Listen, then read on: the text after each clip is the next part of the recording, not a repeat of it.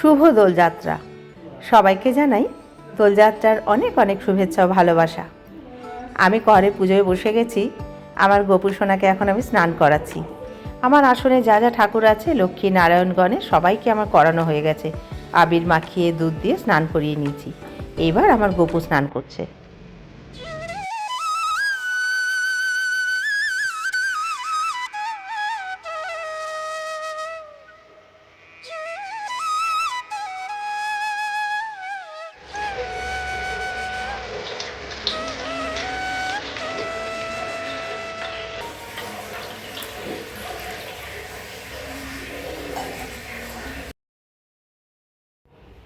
আমার সোনা গোপু স্নান হয়ে গেছে, এখন জামা কাপড় পরে বসে গেছে।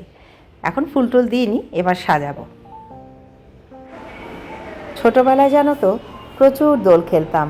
মা আমাদের মাথাটা বেঁধে দিত কাপড় দিয়ে, আর পিচকিরি নিয়ে দৌড়ে দৌড়ে সারাটা পাড়াটা জুড়ে খেলতাম।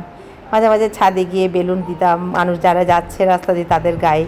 এভাবেই মজা করে দিনটা কাটতো। এখন আর দোল টোল আমি সেভাবে খেলি না, ভালোও লাগে না।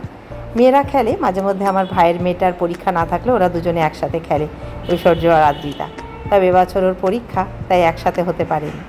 আর আমার গোপুও সেজে নিয়েছে, সব ঠাকুরদের পুজো আমার কমপ্লিট। এবার রান্না বান্নার দিকে যাব।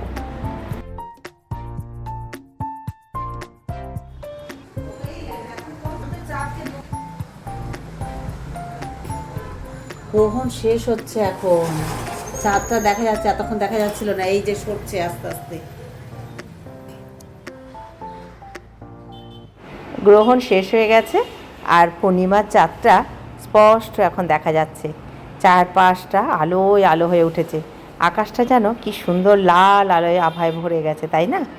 তো রাস্তাঘাট কিন্তু বেশ ফাঁকা, জানো তো, খুব একটা লোকজন নেই। হয়তো আর একটু পরে সবাই বেরোবে।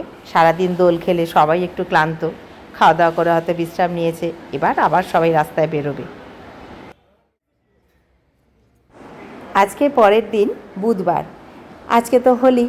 তো হোলি মানেই আবার রং খেলা, সে আরেকটা পর্ব।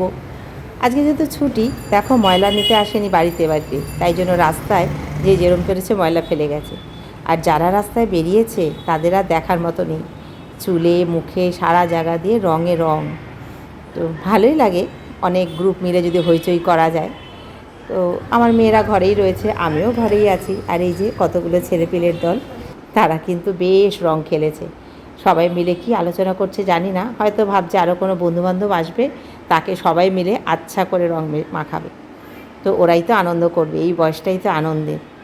তো যাই হোক, আমার আজকের দিনটা এভাবেই কাটাচ্ছি ঘরেই। যদি সময় পাই বিকেলে একটু কৃষ্ণ মন্দিরে যাব ঐশ্বর্যকে নিয়ে। গতকাল যেতে পারিনি, শরীরটাও ভালো ছিল না, আর যেহেতু গ্রহণ ছিল আর বেরোয়নি। তো দূরে দেখো, আজকের দিনটা এরকমই তো, পেট ভর্তি খেয়ে নিয়ে কেউ টলমাটাল হয়ে হাঁটবে, আর ওই যে দূরে আরও একটা গ্রুপ দাঁড়িয়ে আছে দেখতে পাচ্ছি, ওরাও অপেক্ষা করছে কারোর জন্য, এর একটু রং টং মাখাবে। তো সব মিলিয়ে হোলি উৎসবটা ভালোই জমে উঠেছে। যাই হোক, এবার তো আমার ভিডিওটা শেষ করব বন্ধু।